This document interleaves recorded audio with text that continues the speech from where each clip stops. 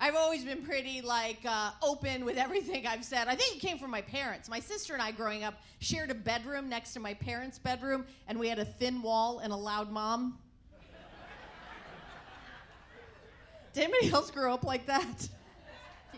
It's terrible. I actually said something to my mom once. I was like, Mom, what was going on last night? You were so loud.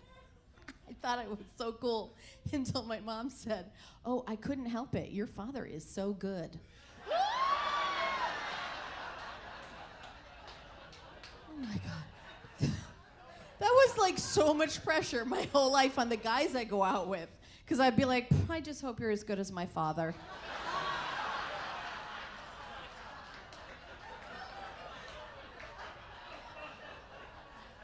That man's a machine.